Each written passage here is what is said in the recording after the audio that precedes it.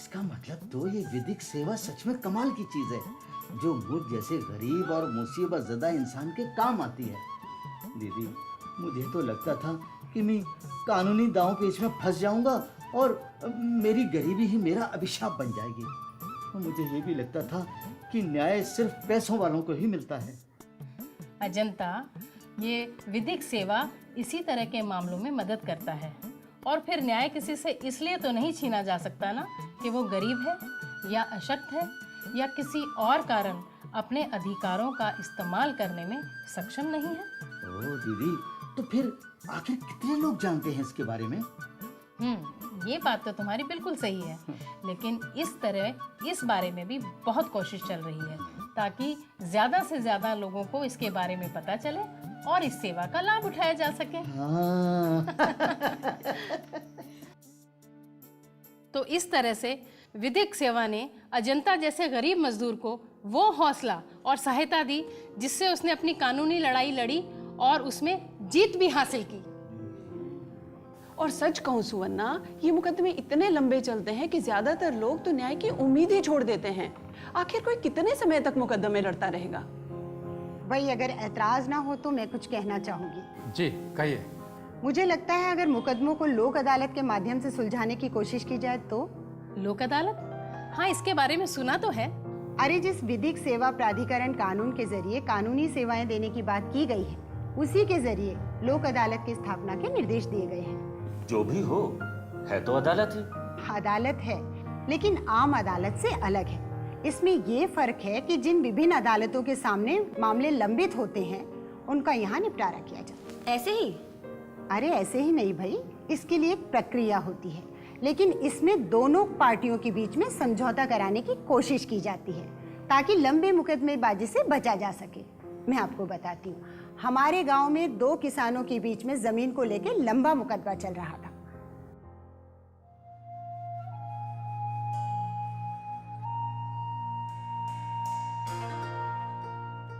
अरे चाचा, यूं ही सैत पैत में जायदाद दे देंगे क्या? हमारे दादा 20 साल से मुकदमा लड़ रहे हैं, अब चाहे एक पीढ़ी और लग जाए। हाँ बेटा, इसके अलावा हमारे पास और कोई चारा भी तो नहीं है। ये जमीन जायदाद के मुकदमे तो यूं ही लड़े जाते हैं। भाई, जमीन जायदाद के मुकदमों का तो यूं है कि जो पहले हथियार डाल दे वो हारा हो जाता है। कानून उसका जो ज्यादा देर तक खड़ा हो। भगवान किसी को कचहरी का मुंह ना दिखाए। भाई, 2 पीढ़ियां मेरी इस मुकदमे को लड़ रही हैं, लेकिन अभी तक फैसले का कोई अता पता भी नहीं है। एक बात कहूं चाचा? बोलो बेटा। हमारे राम अवतार भाई का लड़का वकील है, क्यों ना एक बार उससे सलाह कर ली जाए? वो क्या करेगा? ये सारे वकील एक जैसे हैं। जितने मर्जी वकील कर लो, इस केस का फैसला जल्दी होने वाला है नहीं। अरे एक बार देख तो लो, मैं कल ही उसे घर बुलवा लेता हूँ। क्या तो ठीक रहा है, देखने में हर्ज क्या है। तो एक काम कर बेटा, बुला उसे घर पे। ठीक है, मैं कल ही घर बुलवाता हूँ उसे। ठीक है।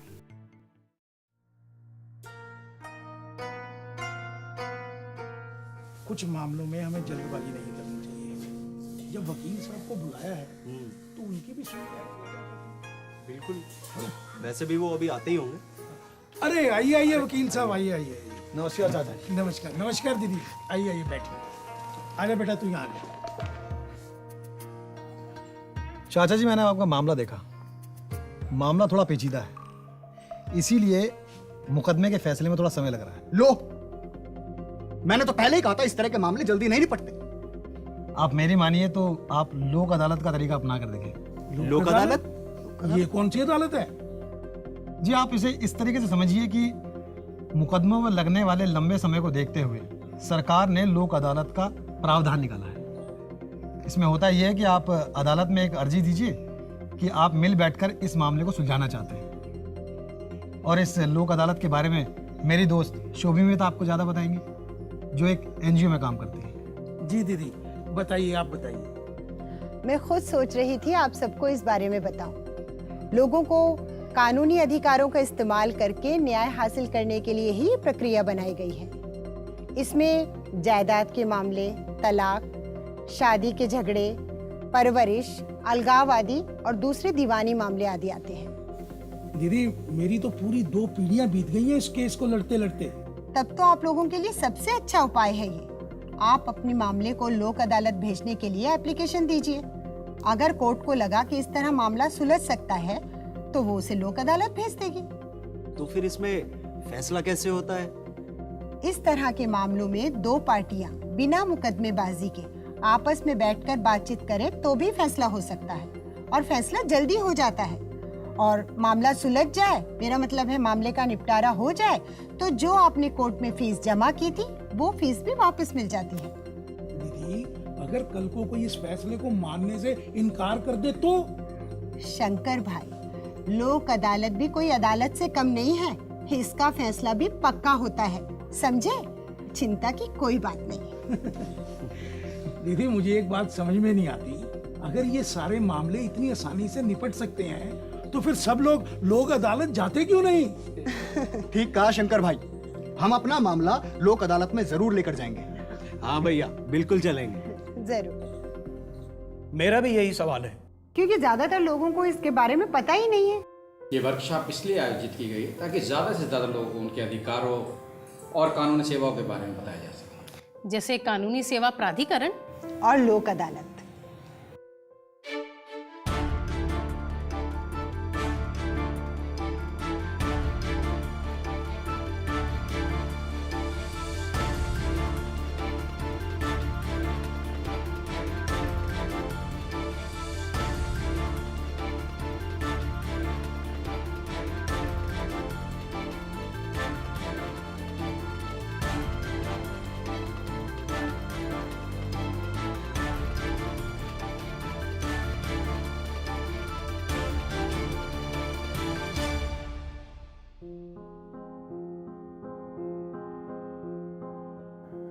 भाई कुछ भी कहो, शुभमिता ने कहानी बढ़िया सुनाई।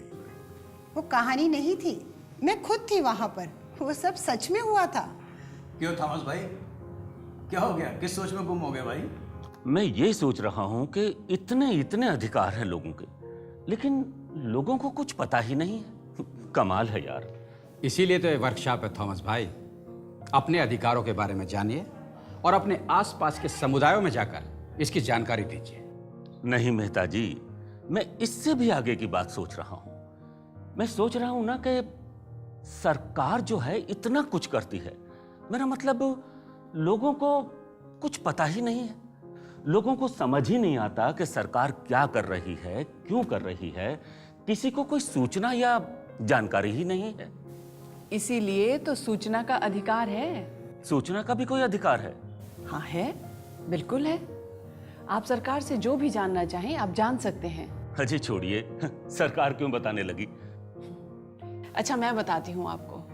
हमारे यहाँ यानी नौगांव असम में, जहाँ की मैं रहने वाली हूँ, वहाँ पर एक सज्जन रहते हैं, दीनानाथ जी।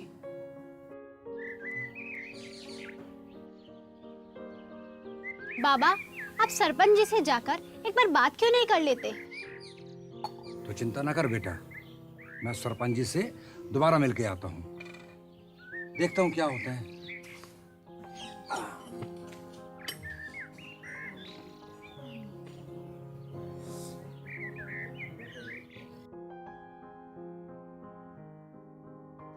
अब क्या हुआ दीनानाथ जी? लेकिन आपने तो पिछली बार भी यही कहा था, इस बार मेरा योजना में नाम आ जाएगा। कहा तो था, लेकिन इस बार तो योजना का पैसा ही नहीं आया अभी तक।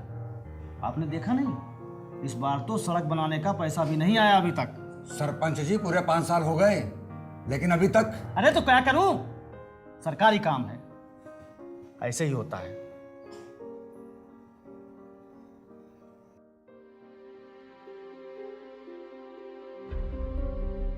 दादा कुछ परेशान लग रहे हैं, कोई परेशानी है क्या?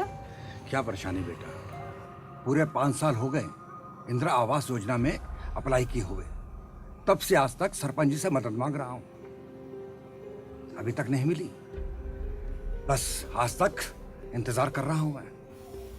तो सरपंच जी क्या बोले? अरे बोलना क्या है, कह रहे सरकारी काम ऐसा ही होता है। मेरे पास एक तरीका है दादा, अगर आप चाहें तो। तरीका? वो क्या? जानकारी का अधिकार, यानी राइट टू इंफॉर्मेशन। वो क्या होता है? संविधान के 19वें अनुच्छेद में जो अभिव्यक्ति की स्वतंत्रता का अधिकार है, उसी से ये कानून बना है। इसमें आपको सरकार के कागजों की, कामों की जानकारी मिल सकती है। इसी के तहत आप अपने इलाके के बीडीओ से जान सकते हैं कि आपकी एप्लीकेशन का क्या हुआ, उस पर क्या कार्रवाई हुई और वो कहाँ है। लेकिन मुझ गरीब को कोई क्यों सरकारी अफसर बताने लगा, और वो भी सरपंच जी? सरकार ने बहुत अच्छा काम किया है दादा। होता यूं है कि कोई भी नागरिक बहुत आसानी से सरकार से ये जानकारी मांग सकता है। कैसे? बहुत आसान है दादा। एक सादा कागज लो, उस पर जो आपको जानकारी चाहिए वो लिख दो, अपना नाम लिखो और पता, यानी जिस पते पर आप वो जानकारी मंगवाना चाहते हैं वो लिख दो, बस। फिर इसे जमा कहाँ करवाते हैं? दादा आजकल हर ऑफिस में एक पब्लिक इंफॉर्मेशन ऑफिस होता है, वहीं पर ये जमा करवानी होती है। और जो कोई मना कर दे तो? जो भी आपको जानकारी चाहिए उसकी वजह नहीं बतानी होती है।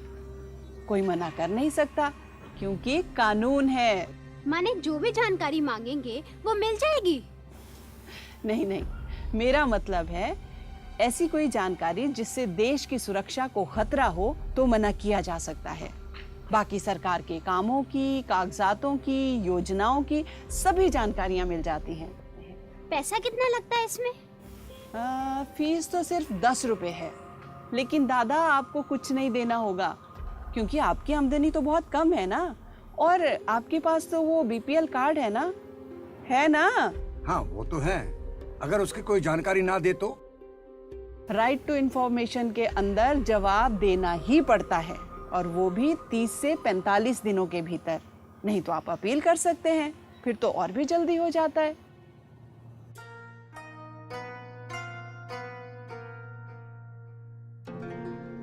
अरे दादा आप इधर।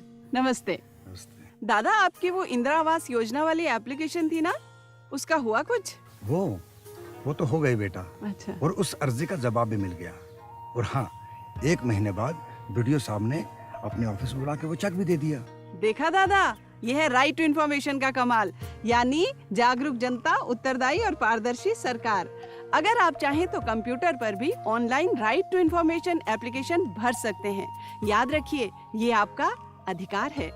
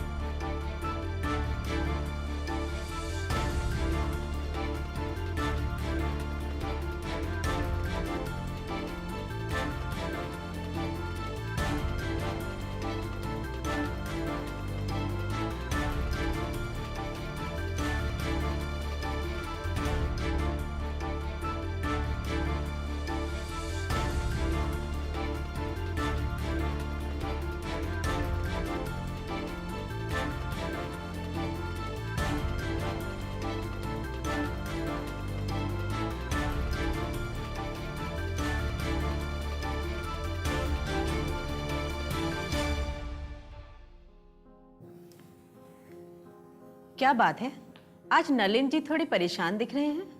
अरे मेरे ऑफिस से फोन आया था, हमारा एक कुलीग है, उसका पर्स चोरी हो गया। उसमें उसके सारे डॉक्यूमेंट्स थे, licence, PAN card, debit card. बहुत परेशान है बेचारा, समझ में नहीं आ रहा कि क्या करे। अरे भाई, सबसे पहले वो बैंक जाके अपना क्रेडिट कार्ड बंद करवा दे। अच्छा, फिर पुलिस स्टेशन जाकर एफआईआर लिखवा दे। एफआईआर? लेकिन उसकी क्या जरूरत है?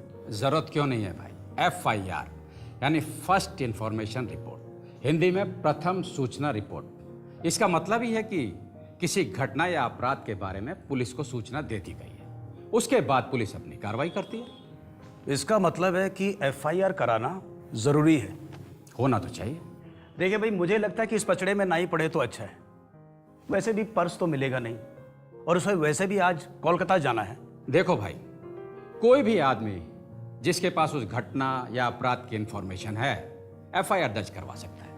ये जरूरी नहीं है कि जिसके साथ हादसा हुआ वही एफआईआर कराए, बल्कि कई मामलों में तो अगर पुलिस को किसी अपराध के बारे में पता चले ना, तो वो खुद भी एफआईआर लिख लेती है। और हाँ अनिल, अगर तुम्हारा दोस्त एफआईआर लिखवाने जाए तो उसे कहना कि एफआईआर लिखवाकर पुलिस से कहे कि उसे बताए क्या लिखा है, और हाँ साइन जरूर करे। पर अगर कोई पढ़ा लिखा ही ना हो तो अंगूठा लगा सकता है। और अगर नलिन भाई चाहें तो फोन पर भी एफआईआर लिखवा सकते हैं। भाई मान लो जा नहीं सकते तो फोन पर जो बातचीत होगी ना, उसे ही एफआईआर माना जाएगा, और एफआईआर लिखवाकर उसकी एक कॉपी लेना आपका अधिकार है।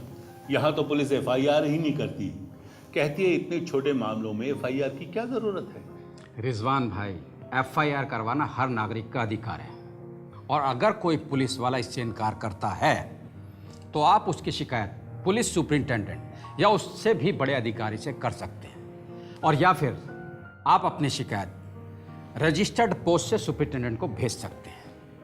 आप चाहें तो कोर्ट में भी शिकायत कर सकते हैं। मैंने तो यह भी सुना है कि अगर पुलिस कोई कार्रवाई नहीं करती है या पक्षपात करती है तो उसके लिए आप राज्य के मानव अधिकार आयोग या राष्ट्रीय मानव अधिकार आयोग के पास भी अपनी शिकायत दर्ज करवा सकते हैं। जी हाँ, ऐसा कर सकते हैं, क्योंकि एफआईआर लिखवाना हर नागरिक का अधिकार और पुलिस का कर्तव्य है।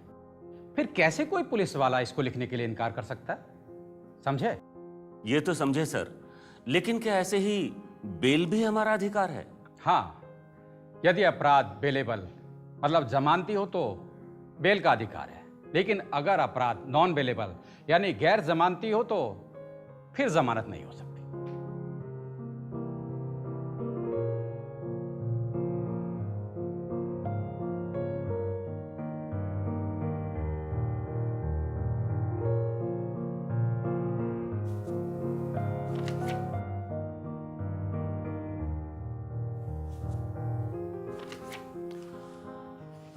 वो तुम्हारा पहला अपराध था और वो भी जमानती अपराध के तहत आता है, इसीलिए जज साहब ने तुम्हें बेल दे दी थी। अब तो तुम इस मुकदमे की तैयारी करो, इस पर सोचो। ठीक है वकील साहब। और देखो, तुम्हारे ऑर्डर में ये साफ साफ लिखा हुआ है कि जब तक ये मुकदमा चलेगा तुम यहीं रहोगे, यानी शहर छोड़कर नहीं जाओगे। दूसरी बात ये कि हर हफ्ते थाने जाकर रिपोर्ट करोगे, और किसी भी कंडीशन में, किसी भी हालत में तुम दूसरी पार्टी से नहीं मिलोगे, समझे? जी ठीक है। अब एक बात आप भी गौर से सुन लें और समझ लें जी। कोर्ट में किसी की जमानत देना बहुत बड़ी जिम्मेदारी का काम होता है। अगर मुल्जिम या आरोपी अपनी किसी भी तारीख पर कोर्ट में पेश नहीं हुआ तो जमानती के खिलाफ गैर जमानती वारंट इशू हो जाते हैं और उसे अंदर जाना पड़ता है। अरे क्या बात कर रहे हैं वकील साहब? कानून बता रहा हूं। अगर आरोपी ने जमानत की शर्तों का उल्लंघन या वायलेशन किया तो वो तो अंदर जाएगा ही जाएगा, उसकी बेल कैंसिल होगी ही होगी, साथ में तुम भी अंदर जाओगे और तुम्हारे खिलाफ भी गैर जमानती वारंट इशू हो जाएंगे। जैसे मर्डर में या धमकी देने के केस में